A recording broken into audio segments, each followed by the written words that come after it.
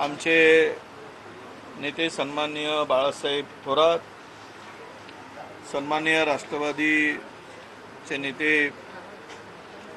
अनिल देशमुख साहेब, अबू आझमी साहेब, जितेंद्र आव्हाड साहेब, बंटी पाटील साहेब, आमचे विधान परिषदेतील गटनेते जयंत पाटील साहेब, शेकापचे नेते राजेश राठोड आणि उपस्थित पत्रकार मित्र, आज छत्रपती शाहू महाराजांची जयंती। सर्वप्रथम मी छत्रपती शाहू महाराजांना जे सामाजिक न्यायाचे जनक म्हणून आम्ही म्हणतो त्यांना आमच्या या जयंतीनिमित्त विनम्र अभिवादन। खरं तर चहा पाण्याचं निमंत्रण आम्हाला मिळालं, परंतु ज्या नेतृत्वानं किंवा ज्या पक्षाने आपल्या महायुतीच्या सरकारने या राज्याला संपूर्णतः खड्ड्यात घालण्याचं काम केलं आहे आणि अभद्र युती,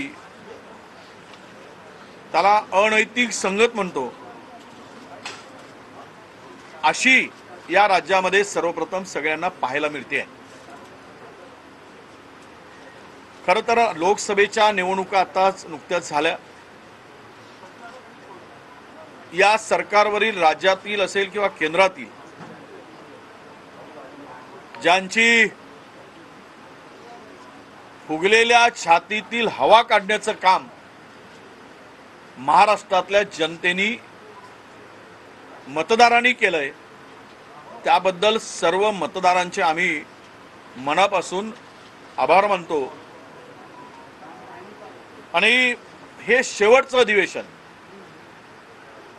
14व्या विधानसभेचे शेवटचं अधिवेशन आहे। या जनाधार गमावलेलं हे सरकार आहे। फार मोठी वल्गना केल्यात 45 वगैरेच्या, आणि तीनही पक्षाची अवस्था सगळ्या महाराष्ट्राने पाहिली। ज्या छत्रपती शाहू महाराजांची आज जयंती आहे, ज्यांनी आयुष्यभर लोकशाहीचा पुरस्कार केला, त्याच कर्मभूमीमध्ये भारतीय जनता पक्षाने 2 वर्षापूर्वी हा लोकशाहीचा गळा आवळला आणि बेकायदेशीरपणे सत्ता स्थापन केली आहे, महाराष्ट्राने पाहिलं आहे।